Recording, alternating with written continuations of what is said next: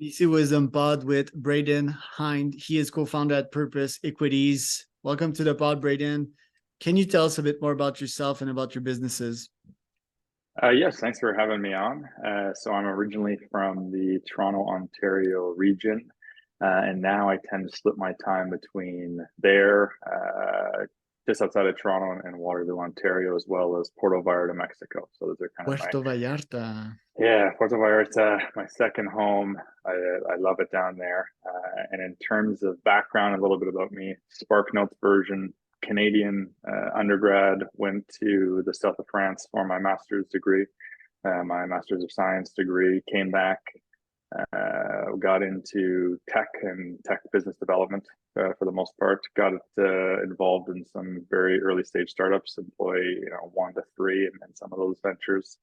And then eventually went out on my own and left the corporate behind and got into investing and consulting for equity myself. So that's the very Spark Notes version. And what led to the decision of trying out Puerto Vallarta and eventually buying a condo out there? So Puerto Vallarta for me was a decision that came about with COVID, which I think, as you said before, was similar to yours. So I was living in Waterloo, Ontario, and obviously during COVID and during the winter time, it was lockdown. You're looking out into a plain of snow, and it's minus 15 degrees Celsius, feeling like minus 30, and the government telling you that you need to get vaccinated to do this. You can't go outside. You can't go to these types of stores. Everything's closed. And it wasn't good for my mental state, to be fair. My productivity was down. My thoughts were a lot more negative. I wasn't as optimistic about business in particular, which is obviously something I'm so passionate about. So for me, I started to look abroad. Where can I go that is sunny, but at the same time going to be safe and going to be have a culture that I can immerse myself in rather. And Puerto Vallarta came up. A lot of Canadians and Americans down there, so it's fantastic.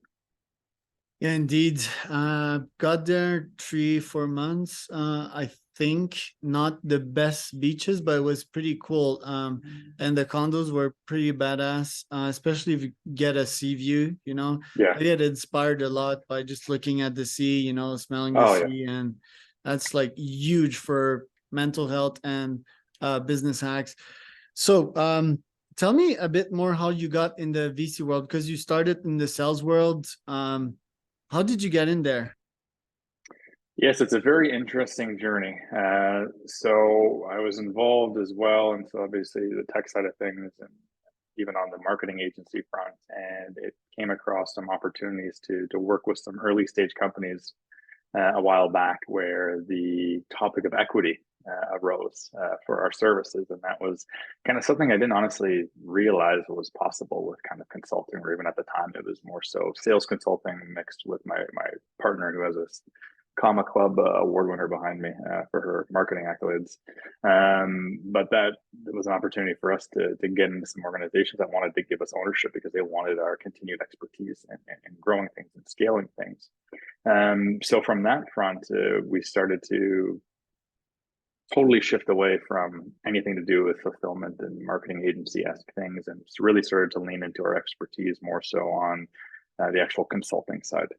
So our areas of expertise, we call it AMOS, which is kind of a little bit cheesy, but it's automation, marketing, operations, and sales. And the reason that we have those 4 as our pillars, we enter businesses, because oftentimes you're going to have in people's minds, those are going to be siloed out, but in actuality, they're all synergized, right? A change to something in automation is going to affect the other 3. Change in marketing is going to affect the other 3, whether you know it or not. And so we really started to shift the focus to more so finding businesses in need of that sort of consulting, going in there, kind of consulting and mentorship at the get-go, but really with that focus and that emphasis on, if we can steer the ship with you and you really are seeing the value from us. Sometimes we're offered equity in organizations. Sometimes we have the opportunity to put cash into these businesses. And then sometimes we were asking for the opportunity as well. So it's a little bit nuanced, but it's not necessarily a black and white VC firm, right? There's grants of equity, there's asking for equity, and there's also opportunity, depending on the business, for us to actually invest equity as well. Right. What type of businesses do you go after? Are there SaaS agencies? Yeah, great question. So we have a few all over the map.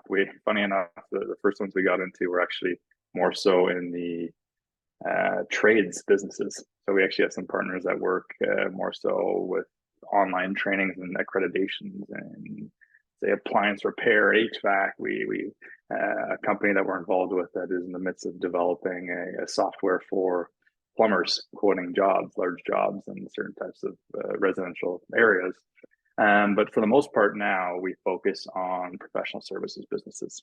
So whether it be accounting firms, working with law firms, IT firms, as well as some marketing agencies. Now, the partnerships with marketing agencies, it's a little bit nuanced because the big thing for us, and me having been involved in running a marketing agency in another life, and you can probably attest to this, right, with your experience, people are always blaming the marketing agency for leads, right? It's the biggest thing. It's like, we got crap leads. The marketing agency sucks, right? They're not showing up. They're not doing this. They're not doing this.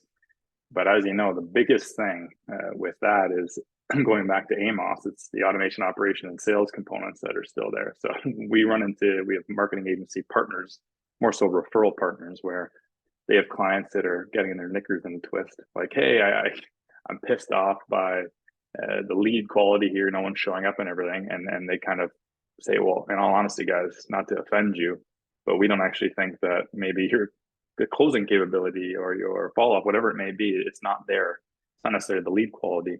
And they actually bring us in as consultants to help their partner companies deal with the sales and operations side of things.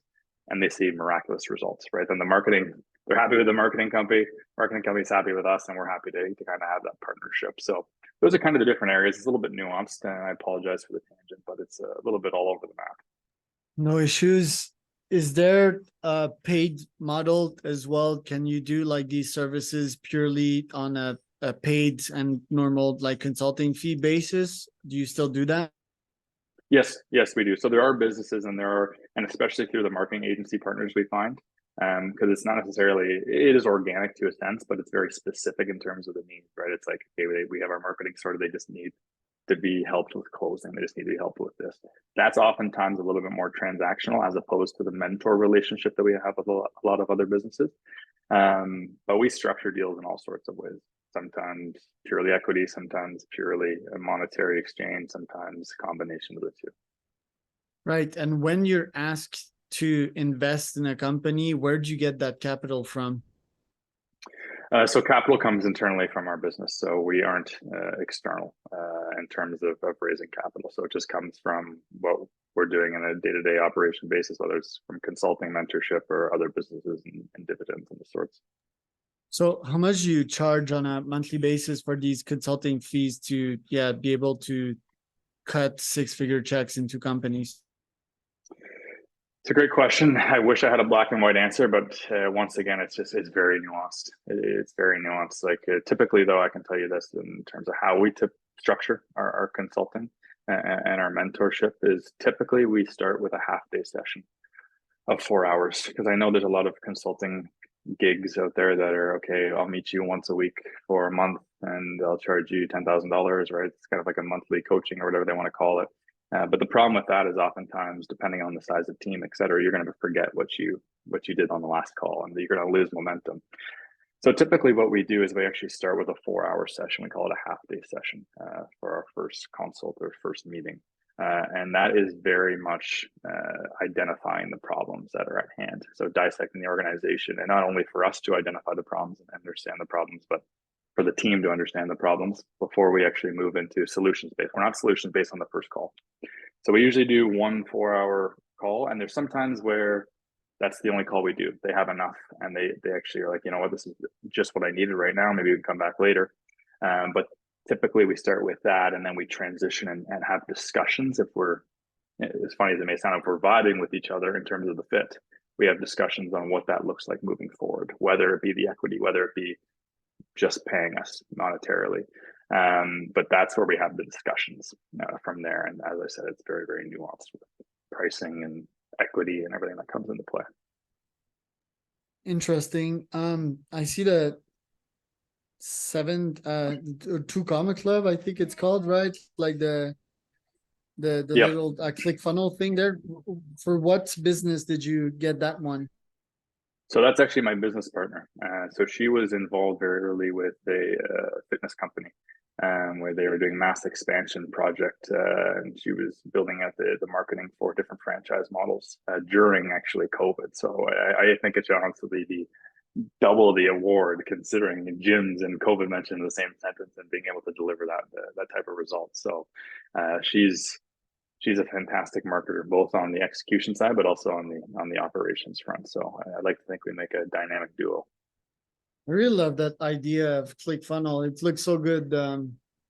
Yeah, this little certificate or award. I'm surprised that more businesses haven't thought of that, to generate more Yeah. engagement. Pretty genius move right there. Question for you on your side. I mean, you've been quite bullish on the podcast model of things. Can you tell us a bit more about why you're bullish on podcast? And do you have your own podcast, by the way? So we do have a podcast we just started. Funny enough, it's called the Brick by Brick Podcast, Love it. and we're in the midst of rolling that out. To be honest, it hasn't been a number one priority for us, and I think we're actually we're talking to a few folks right now about running it for us and doing the uploads and on a scheduled basis. Because right now we have people that edit and clip it for us and everything, but it's still the oh, I forgot to upload it today and to put a message out about it. So we do have one that we just started. I think we've recorded 3 or 4 episodes recently, and that's more so focusing on. And this is kind of going to answer your second question.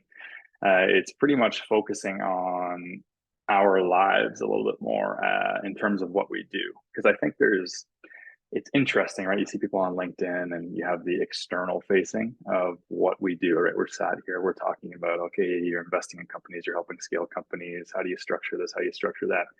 But, there's a lot of people that do similar things. But at the same time, I think people that are wanting to start out or people that are interested in your services, they want to know a little bit more about what makes you unique, about your journey and what you actually are like, as opposed to just, I can go read his LinkedIn post about service-based business, they are running into this and automation, and it's like, okay, who actually is this guy? Who's this team that I should hire to have in my business? And so get to know them a little bit more and how they think. You can actually see it and watch. We're doing the video format on Spotify, which for me, it's interesting. I get to watch us talk, which everyone's kind of has their own opinion about listening to themselves on a recording, but I think it's just a great interaction tool to go a little bit beyond just the surface of, okay, I'm a professional on LinkedIn. It's like, okay, here's how I actually think, and you can hear on the podcast and follow my train of thought on different topics. So it's kind of okay, I align with that. Maybe I should have him consult the business. Right. Yeah, it's always interesting to see like the old way vs the new way. The old way is like, yeah, don't share anything, be professional, quote unquote. So there was this guy this morning telling me that to address him by his first name instead of just saying hey there, he mentioned like yeah, you're not talking to a horse. It's like, who says hey there to a horse? He was from UAE, like very cultural stuff. And yeah. I've written on my Twitter, which is like my alter ego, that I am here to break cultural and any inefficient stuff that may not lead to the accomplishment of my goals. Just like in Quebec, we have this culture, and you know that because you've been in France, that we say Mr. Cormier, it's like Yes. this polite thing, but yeah, it's just a waste of time and space. And I don't give any respect to anyone until I get to speak to them and know about their mind. So yeah, anyway, small parenthesis. The other thing, the other day, I think I spoke to some guy, and I was asking him, I was a sales guy, that he took the call instead of the actual person that I would interview on the podcast, and I was asking him, what about yourself? And he didn't understand. He's like, yeah, what about yourself? Like, who are you as a person? He was really uncomfortable just telling me as who he was as a person. I'm like, dude, are you serious? Like, just tell me about you. Who are you as a human? What, a human? What's a human? It's like, I'm a robot, right? I'm like a professional worker. So I think it's indeed very important to show like who you are. And some people are like, yeah, don't don't be political, don't talk politics. Well, don't get to an extreme where you're this annoying person and you're trying to impose your views on the world, but tell people like how you think, right? Be an independent thinker. Like people love to work with independent thinkers that can show their thoughts without any Yes, fear, especially when you're dealing with entrepreneurs, right? yes. So very good point here. Other than the podcast, like what other growth channels are you using to grow your company out and your clients' businesses? Yeah, so clients' businesses is going to be very, very nuanced. I think with the professional services in particular, a lot of that is just going to be we come up with marketing strategies, right? So whether it be we're going pay per click, we're going SEO. Usually it's a dynamic strategy with a little bit of social media sprinkled in there, right? As most service businesses are, and have to be. Now, in terms of us on our forefront in getting clients and also finding investment opportunities, whether it's an exchange of funds or granting of equity, whatever it may be, that's oftentimes quite organic for us. So I like to have conversations with anyone, to be completely honest with you. I reach out to people quite often that I'd like to have coffee chats with because at the end of the day, I'm not the type of person that likes to hop on a call with a client and pretend I know something I don't know. It's to me, it's bad business practice. So when I get on a call, for example, and I was just on a networking call before this, and we were having a conversation, and he was in a different area of like very analytical focused operations, right? And some of these big Fortune 500 companies is where his consulting was, and we were having conversations, and I said to him, the reason I reached out to you, in all honesty, right, is because I run into clients. It doesn't matter if it's a small or professional service business or some of these bigger clients that I have been working with. And there's something on that operations front that I don't have the analytical know-how to do. I need someone I can call on, that I can depend on in my network, that the next time that happens, I can send them your way. Because to me, it's not about, oh, I can pretend I know everything and try and deliver a half-ass, pardon my French, product to these companies. It's more so it's good business practice, and it's good for me. It's good for the company. It's good for the other consultant to send them in and do a fantastic job. And in turn, what oftentimes happens when I do pull those types of folks in and for co-consulting, so to speak, or even just a referral, is they do the same for me, right? And they kind of realize that, okay, there's, I have someone that I kind of refer sales to and some operations side, I'm good, but I have clients that need help with marketing all the time. Like their marketing teams in shambles, their processes are all over the place. I don't have anyone to call on for marketing, right?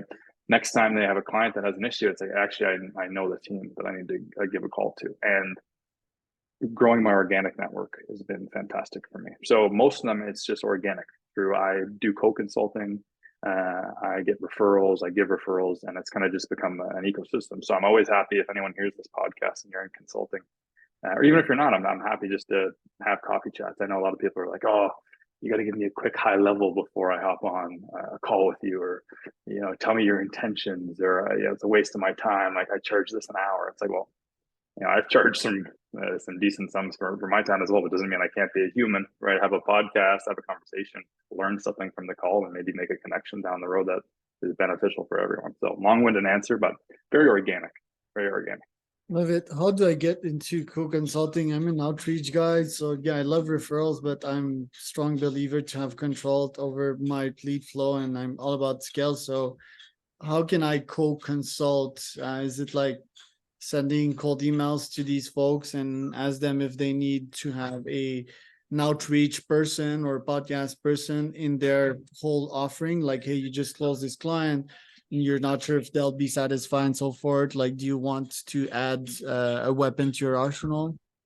Yeah, so it's a great question. So typically what I do in that instance is I find folks, and I don't necessarily do it as often now as I was before, but I keep an eye out on sales nav and whatnot once in a while for whether it be authors, whether it be coaches, consultants in a specific area that I see as complementary to what we do, right? So example, this analytical operations specialist, right? And the opportunity for co-consulting. So that's more of the referral I was giving that instance. But let's say I were to approach him and say it's someone that they're doing marketing, right? And it's the sales, right? They're a marketing specialist.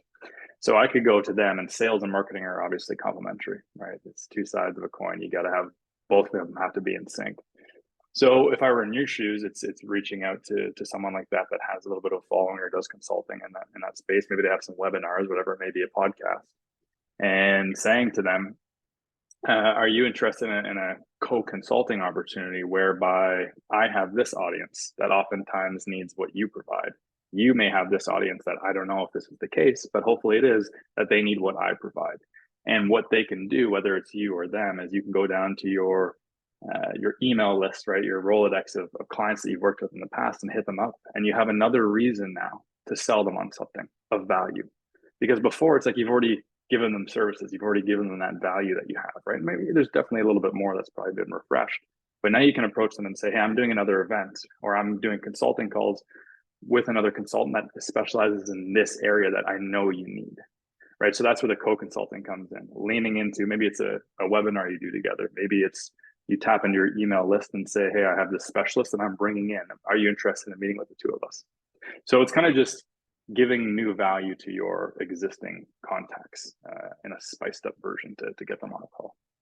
Love it. Where can people find out more about you, Braden? So I think the easiest way, and to even get in contact with me, I'm still very, very active, is just on LinkedIn. So I think it's linkedin.com/Braden Hinde. So hit me up there. If you even want to just have a coffee conversation, even if you're not in the consulting space, as I said, I'm more than happy to just have conversations and talk. I always learn something. And purposeequities.com.